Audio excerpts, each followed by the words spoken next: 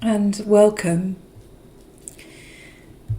As I was tuning in today, I was receiving the message that we are abundance. So it's not that we have abundance or not, or that we can be abundant. It is we are abundance. Because what is abundance? Well, we can be abundant in many things, but in the fullness of the resonance of this word, there is love, there is life, there is source, God, and creation. So there is no separation.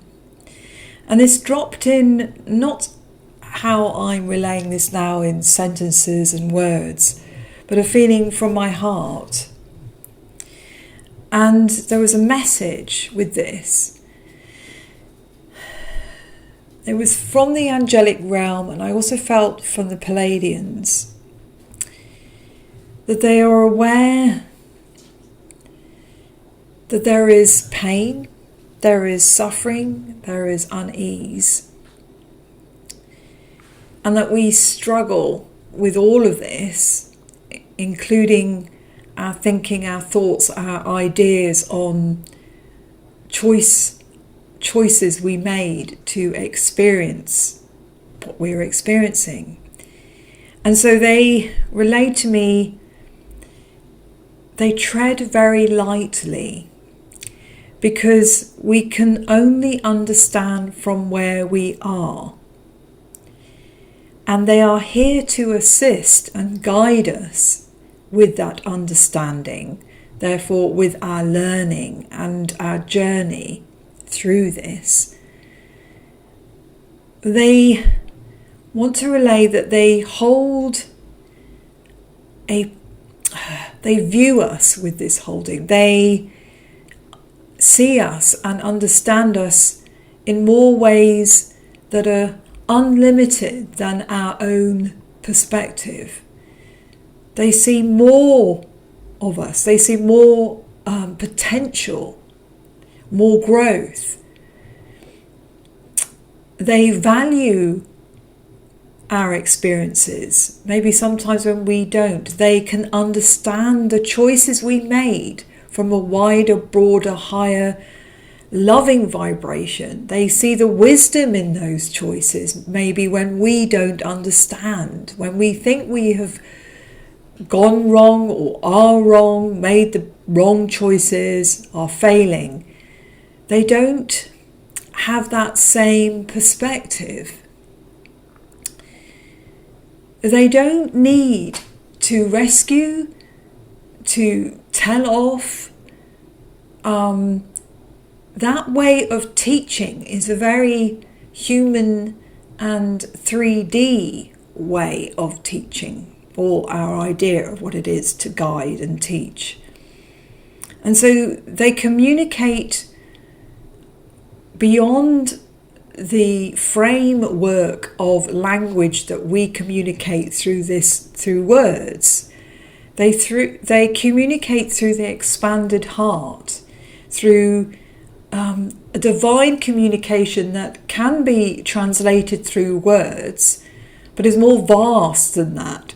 So anything that I am communicating now, obviously, comes through my vibration, my vocabulary, which has been shaped through my history, my tone, my vibration.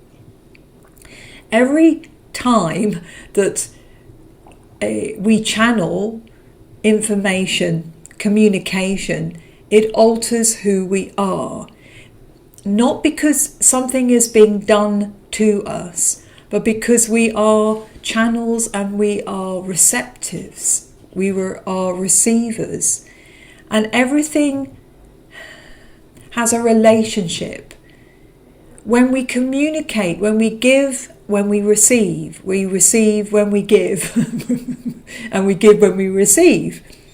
We are touched, we are transformed, we are changed, we evolve, for everything is always fluid and changing. alongside all of this, which is a lot of words, I was having the experience of another information. So again, it was not just information, it was an experience. I moved into a vibration, a resonance, a frequency, where I was told that many thousands of us human beings, we're in this form at this moment together, sharing this form,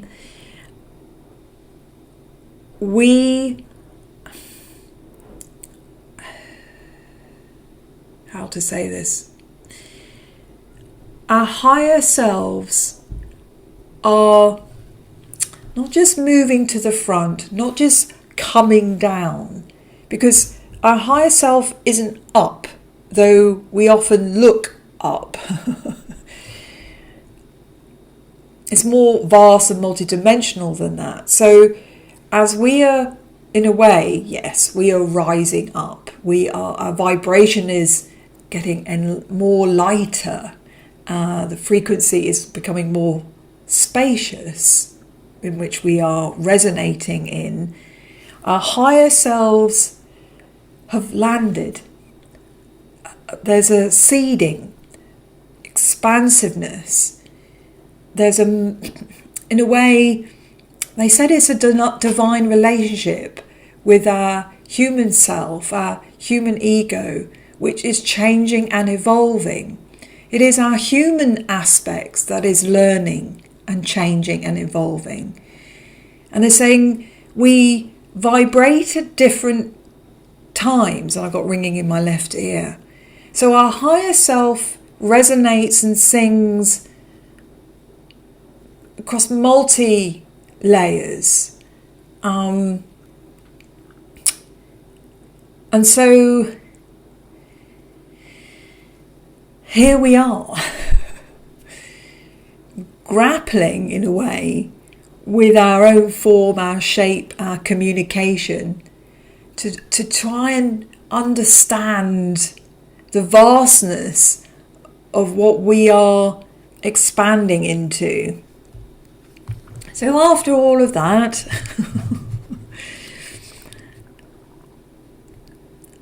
I do feel, I remember a while back my guide said, why are so many of you, we find this rather amusing, so attached to the idea of telepathy? Yes, we understand you want to be in unity consciousness, but you have a gift of sound and movement in the physical. You have a gift of singing and language and communication. It is not so much the highest point of your, or one of them, of your, they're saying graduation or of awakening, that you become telepathic. They said it's because you are evolving in the physical. So where you experience our communication telepathically, because that may be the way that we communicate, your unity consciousness, your way of communicating won't be exactly the same as us. These were galactic beings, by the way. There will be a merging in a way, but not so there's a mush or a dissolving. There is, you are creating something unique.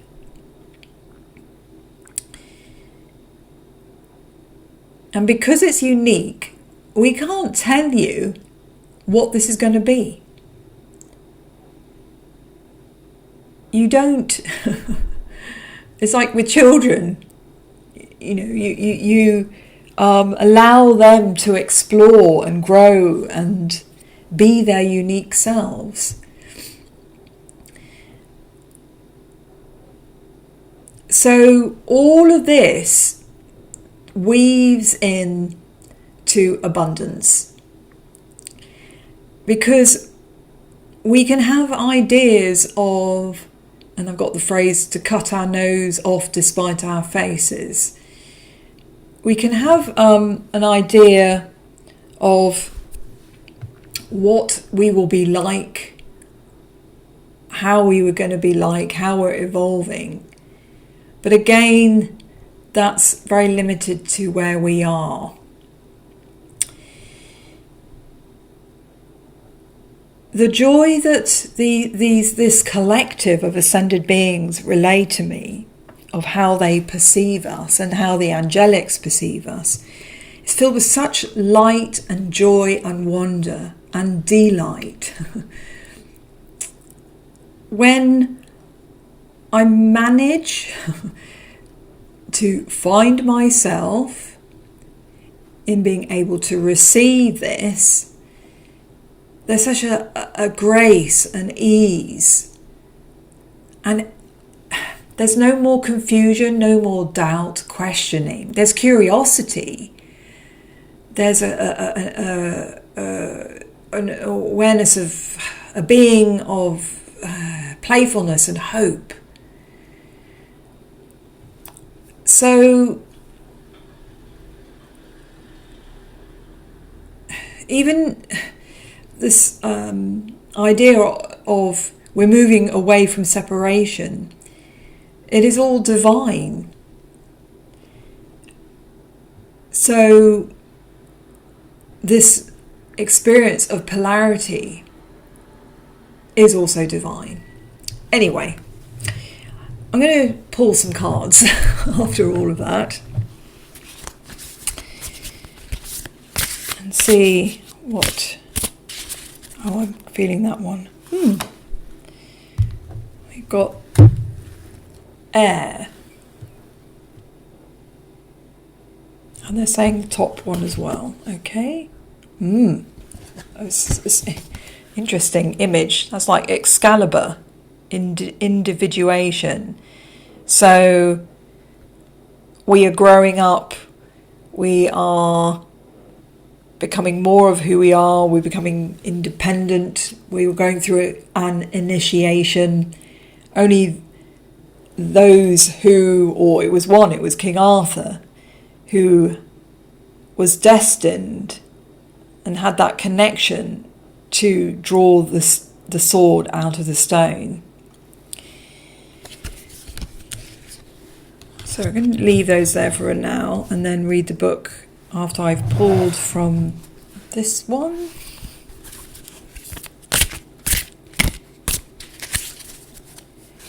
Okay, I'm saying 2. Actually 3.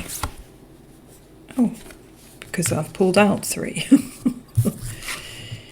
Okay, and so that, wow, 4, okay. And they want that one as well. Okay. So, 3 of Cups, community, giving and receiving. There's a beautiful movement. It's almost like a tumbling. It's a yellow and a green with dots and a blue sphere. And the cups are pouring and overlapping. But there's a kind of there's a stillness within this movement.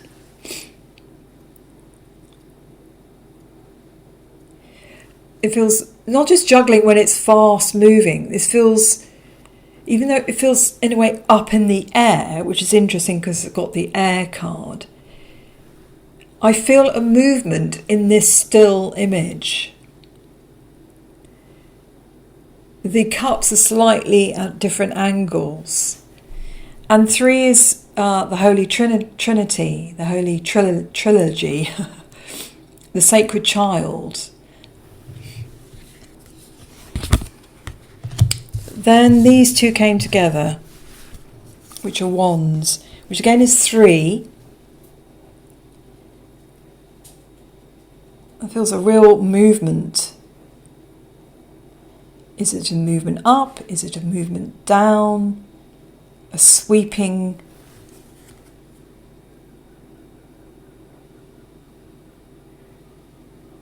It reminds me of like a movement of like in windmills. So moving on to the next stage. And then 10 of Wands, a completion. 10 is completion. And even with all that chaos, with all the history of wars, with conflict, I feel with this that there is a divine tapestry, there is a divine weaving, that we can make sense of all this chaos, this churning up, that we can step back and review and hold compassionately this energy. I also feel just then it's, many of us have been on that automatic programming of battling and fighting, feeling we are battling and fighting the system. And there comes a point when it's very freeing, but before we arrive at that point, we feel weighed down by all the, carrying all these battens. And then there's a point where we say enough, and we throw them up in the air. This is what I'm seeing in this card. And go, enough. I'm not going to battle. I'm not going to play this game anymore. I'm going to risk what's going to happen. What's going to happen when I just go, no. And so that's what I feel this is about. And there's this beautiful soft blue colours behind, like a flow. So there's a flowing of water. But I don't feel an angst with that. And so often I think I experience this, and therefore I think others will experience this, not just myself, and I think this is of assistance, is that we can misunderstand that feeling of frustration, confusion, when we're just about to go, that's it, I've had enough.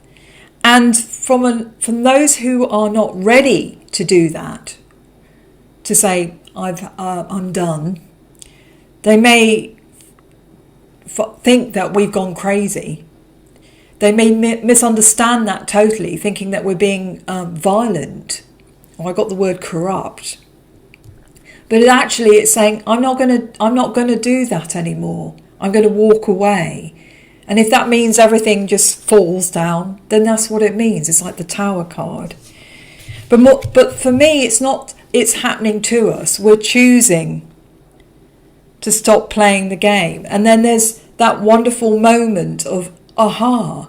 Because I feel what I've just been shown there is that when we do go, oh, no, there's a bit of that fear, like the fool stepping off the cliff.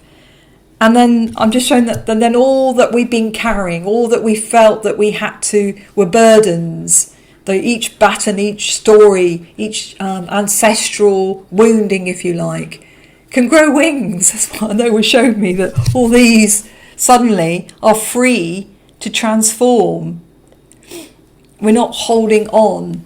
So we've reached that point. The collective, and many of us are coming to that awareness, for we are part of the collective. We create, we make the collective awareness that we have said enough. And it's not done in a harmful way. It's not done in a reactive way, a fearful way. It is actually a celebratory way. That's what I'm getting. It's woohoo, enough.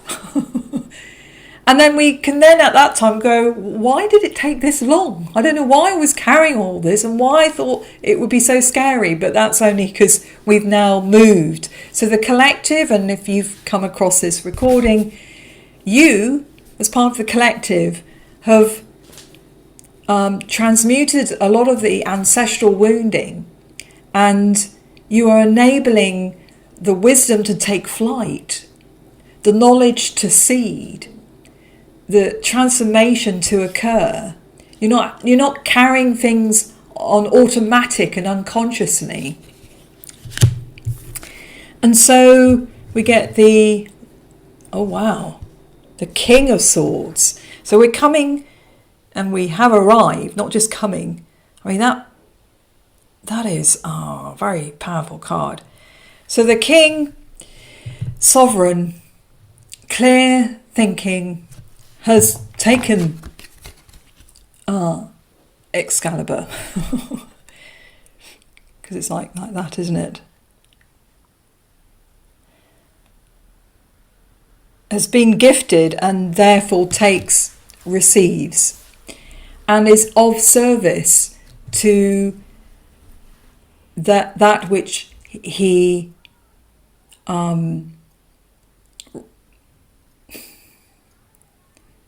represents, that guardian,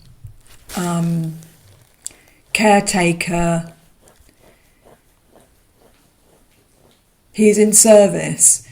In the Celtic myths, when a king was not aware of that and thought that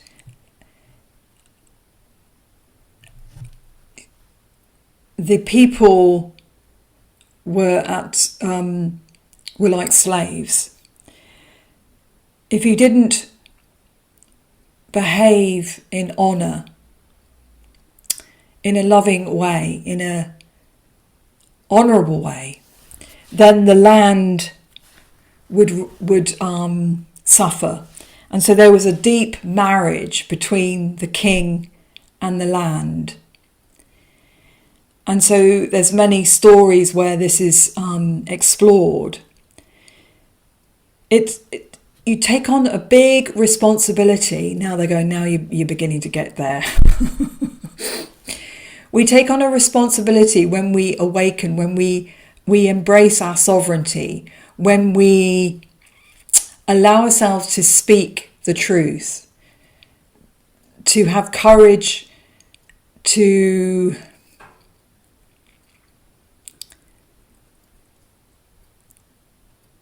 own that wisdom, own those choices. There's a lot of beautiful space. I mean, it's pillars there and the squares like structure. But that's like a fatherly role. There is strength there, but with humility. A warrior, a king who will lay down their life along with those knights, like King Arthur, would go into battle with his knights. Whereas we have leaders in this world today that would not go into battle, and none of these wars are honourable. They don't value the lives. Everyone is equal. But this is also an archetype that we each have. The energy, the spirit of sovereignty, of sacred masculine, of speaking truthfully. Sometimes it is more kind, helpful to speak, go to the point, go to the heart of the matter. That's precision.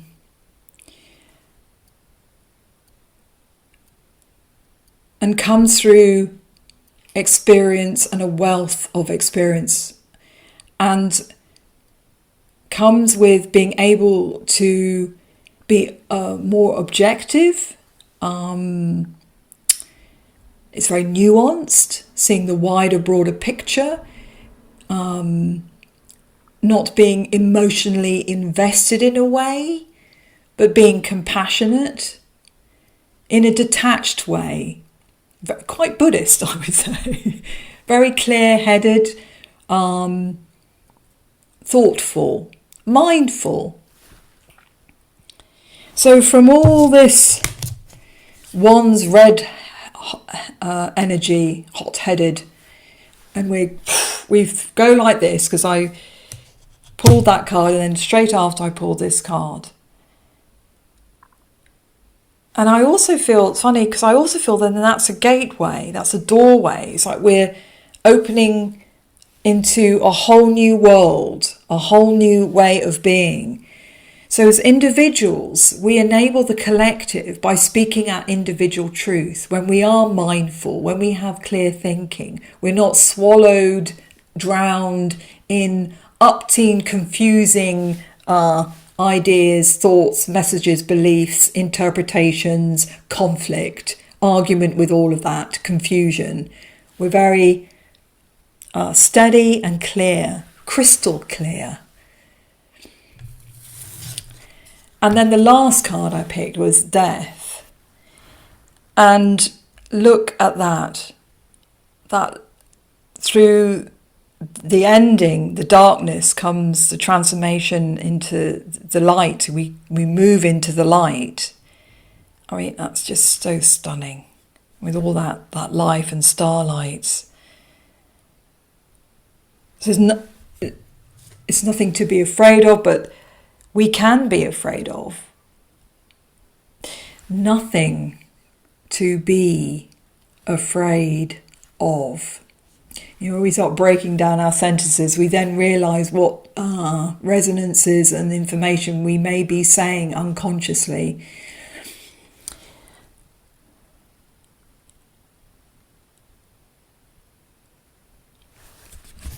The word that I was trying, it's so funny, it's come now. It's the word I was trying to recall yesterday when I kept on referring to being homeless, and that's the wounding that's causing so much conflict in this world and carries over from many other worlds, is exile, exiled.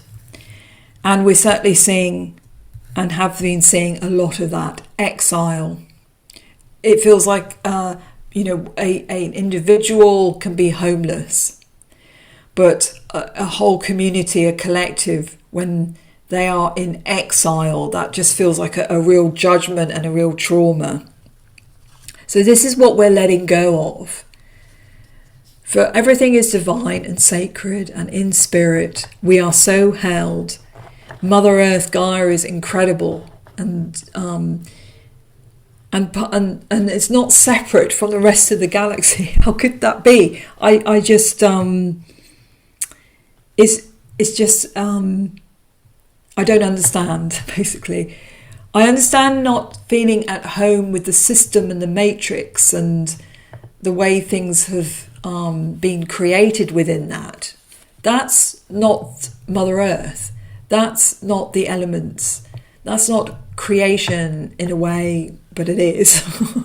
That is a particular narrow frequency aspect of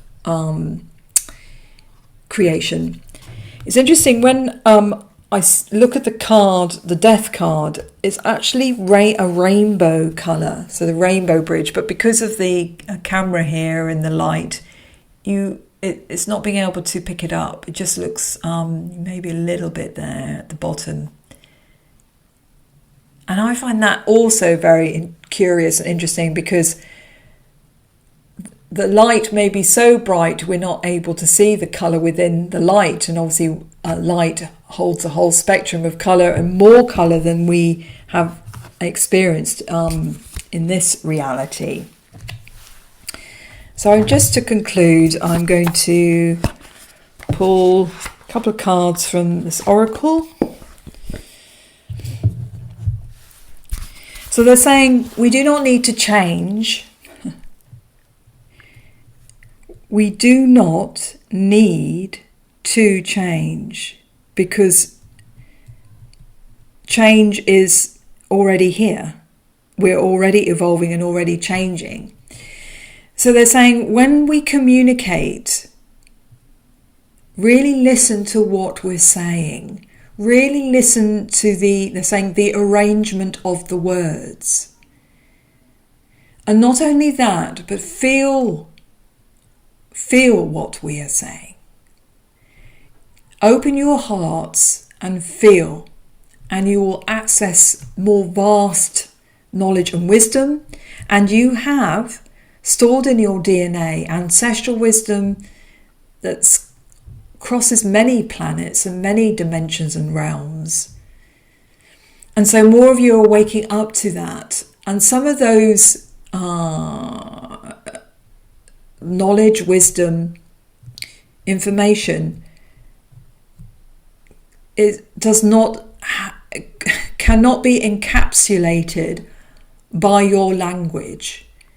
And that is why some of you have been connected to light language, because it's more expansive with the sounding and the song and the tones and the different communications can come in.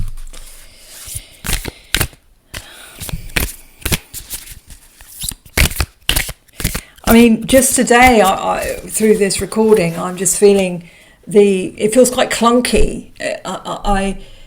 Trying to convey what they're relaying to me, and it does feel quite clunky. Okay, so we got 2 here. Wow. So we've got very apt. We've got movement.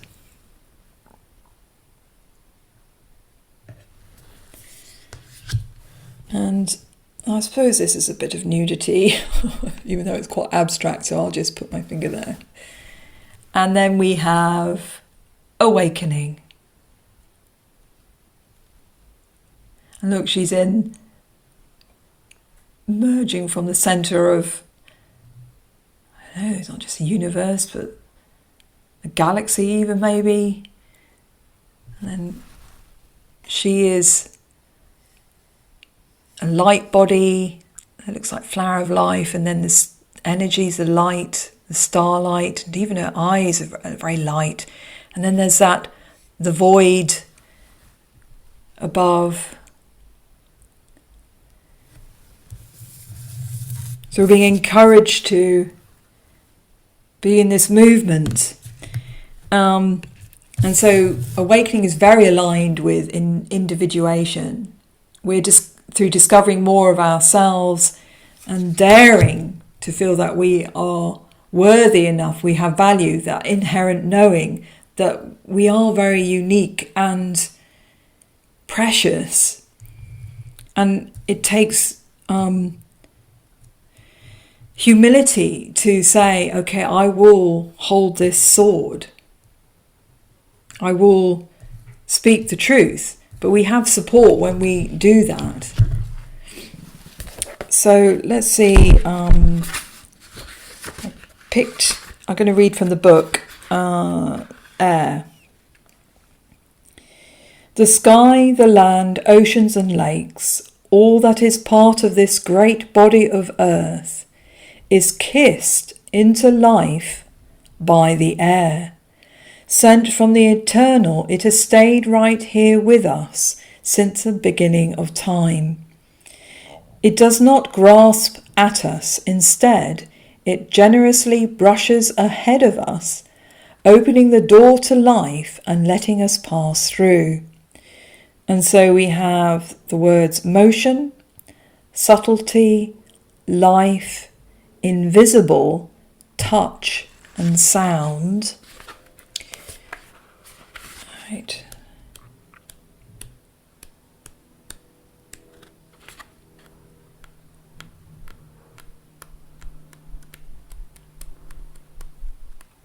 I'm going to have to look that up. I thought it was in that section, but it appears not.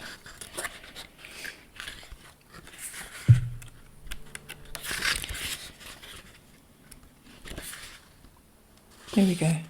69.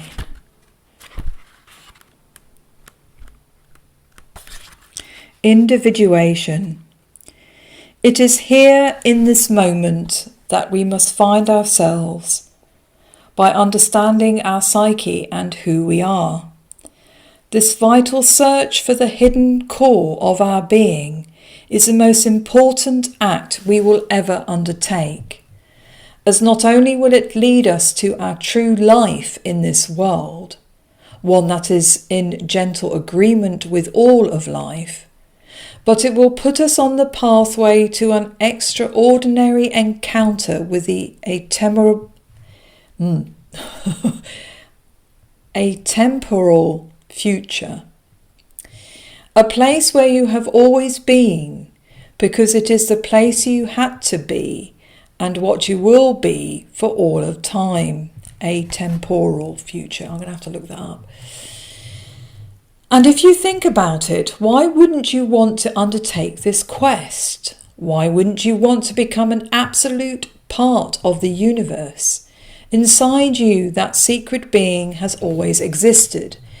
It has whispered its intuitive thoughts to you since your first breath, which is why we got the air there, and sustained you through your darkest hours. That voice has wisdom beyond any ancient philosophy. It is the wisdom of you, and it summons you to reach the ultimate height of your being, to pull the sword from the sorcerer's stone and to claim your destiny.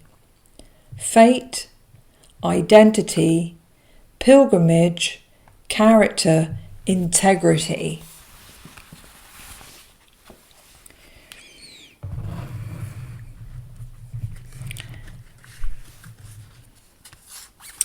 So,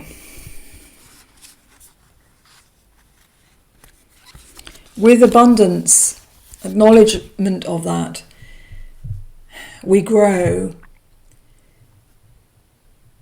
Nature beings don't question that. They're in abundance. They are abundance. And through that idea, more than an idea, a choice of separation, we grow from that innocence, that childlike state. We move through loss, a death, to then coming into light. And there we see the shining sword. We come into individuation. We move through adolescence, if you like, into adulthood. The adolescence maybe is needed, that energy to throw up all this and go, what the F, basically. In our adolescence and early 20s, often we question and we can be seen as idealistic. But the system has tried to eradicate that individuation, those steps, that movement upwards. The joy of that exploration, we've had to reinvent the wheel, and not as society and the culture, the matrix have denied that natural evolution of awakening, which the mystics did remember. So it's not all been forgotten. So alchemy is one of those ways, and shamanism another, where that soulful pilgrimage is held and valued and understood. So in those who are in a society where they're held through that individuation, that process, where there are initiations, where we're seen as part of the whole, there isn't that loss, there isn't that experience of exile, of homelessness, because we're not questioning the very purpose. We go through our own individuation. We have our own challenges. We have to deal with our choices. We may go through suffering, but we are held with the wider perspective. We understand there is a deeper divine purpose to everything. And so I've often felt this. That's what feels like it's so crazy making is we end up questioning the very reality. We end up questioning our worth. We end up questioning why we're here. We don't, nothing makes sense. But then we move through the motions, or we forget or dismiss vital parts of ourselves. We get stuck in the individuation process. We numb to so much in ourselves and with each other. And so we've been reclaiming this pilgrimage, this sacred journey. We are now waking up to and going, we are held. There are, and they're saying sacred texts that show this, where there are people, individuals and groups would go through this individuation process in the knowledge that it's divine. And so we could go into the darkness, into the unknown, feeling held. But when we feel abandoned by God's source, we don't even know, we question that connection, then we are in exile, which is a painful experience. And yes, in our heads and with all a lot of spiritual teachings and people who are awakening saying that is the false matrix, everything is spirit and God. Yes, we can connect with that as an idea maybe, but if we're holding that trauma from the ancestral wounding, if those around us are holding that trauma, if we're seeing it broadcast on the TV, over the internet all the time because of all the wars, it can be very challenging to keep hold of that inherent beingness that we are part of everything. And so what's wonderful about the mystics and the mystical paths is that as individuals going through that individuation, they could be flung into unknowing, but they had a feeling of being held. They had that structure. And so this is what the king is coming in, and why I feel there's that gateway, that doorway there, and there's all that light, that silver light and blue. It's very sharp and clear.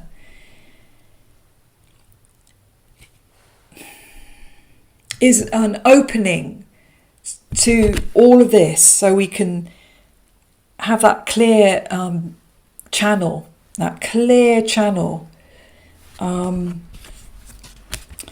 It's something I feel very passionate about.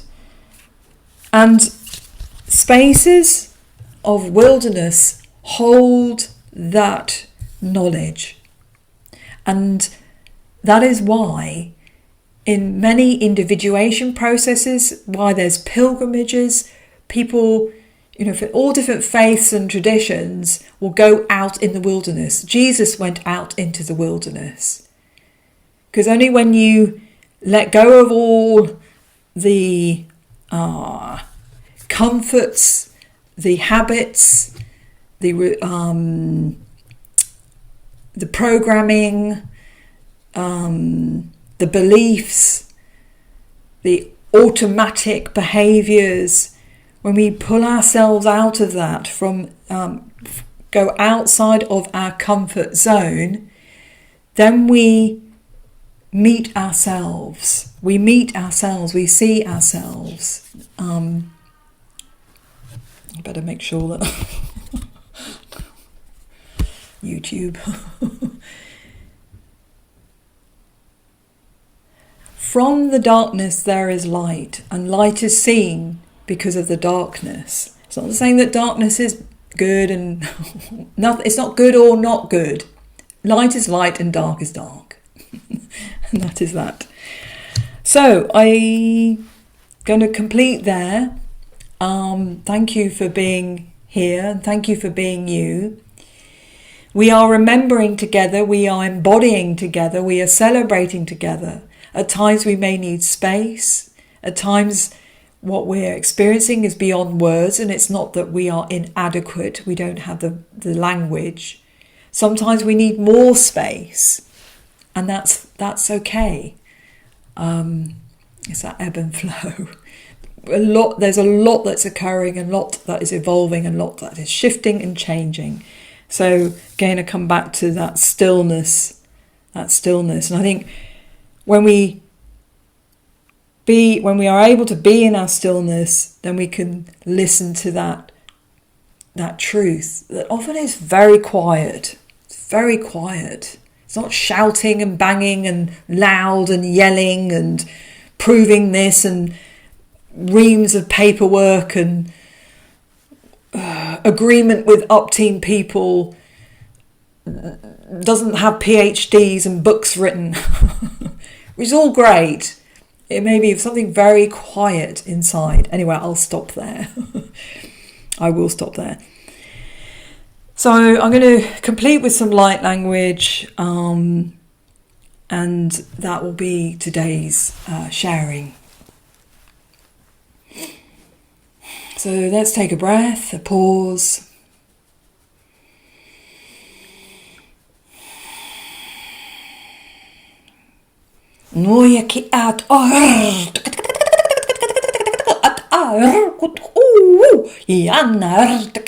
Keep straight. Listen to your inner compass, and then when we're buffered with all that's coming from the external, we have that beautiful clarity.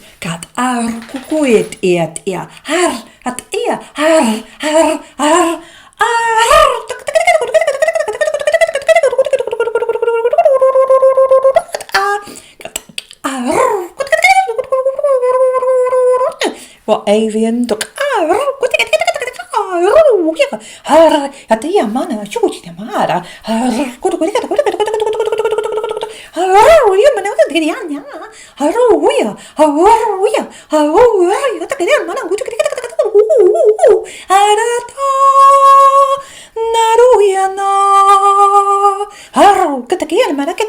third eye opening.